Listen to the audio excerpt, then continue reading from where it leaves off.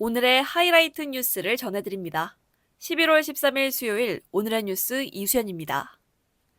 법원이 이번 주 금요일 예정된 더불어민주당 이재명 대표의 공직선거법 위반 혐의 1심 선고를 생중계하지 않기로 했습니다. 2017년부터 바뀐 대법원 규칙에 따르면 생중계에 따른 공공의 이익이 상당히 클 경우 재판장이 피고인 동의 없이도 1심과 2심의 선고 중계를 허가 결정할 수 있습니다.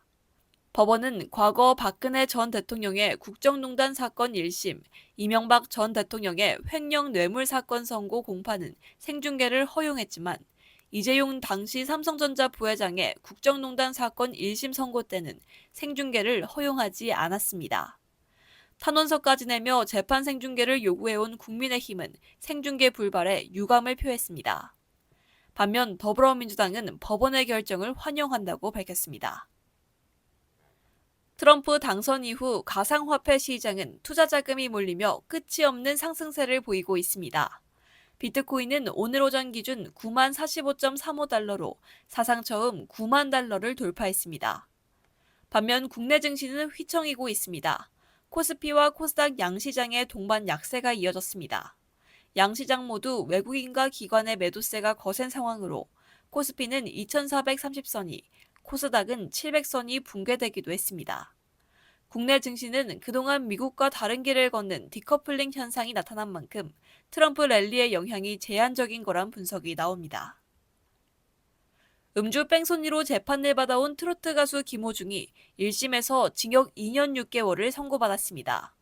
김 씨는 지난 5월 음주 사고를 낸 뒤 매니저가 대신 자수하고 사고 직후 정확한 음주 측정을 방해하려 일부러 술을 더 마시는 이른바 술타기 수법을 사용하는 등 범행을 숨겨왔습니다. 김 씨는 위험 운전치상과 사고 후 미조치 등 혐의로 1심 법원에서 징역 2년 6개월을 받았습니다. 재판부는 초동 수사에 혼선을 초래하고 경찰 수사력도 상당히 낭비됐다고 지적했습니다. 도널드 트럼프 미국 대통령 당선인이 일론 머스크 테슬라 최고 경영자를 차기 행정부의 정부 효율부 수장으로 내정했습니다. 머스크는 지난 미국 대선 기간 트럼프 후보를 지지하며 거금을 후원하고 선거 유세에도 직접 나섰습니다. 머스크가 트럼프 2기 행정부에 합류함에 따라 영향력도 전방위로 확대할 것으로 보입니다. 머스크는 이미 정권 인수팀 첫 공식 회의에 참석했고 트럼프 당선인과 우크라이나 대통령 등 해외 정상과의 통화에 참여하기도 했습니다. 오늘 2025년 수능 시험을 앞두고 전국 시험장에서 예비 소집이 진행됐습니다. 이번 수능은 전국 1282개 시험장에서 52만 2천여 명이 시험을 치릅니다.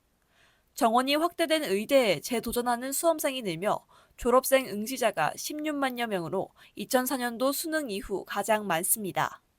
올해는 예년보다 기온이 4도가량 높아 수능 한파는 없지만 늦은 오후부터 약한 비가 내릴 전망입니다. 뉴스를 마칩니다. 고맙습니다.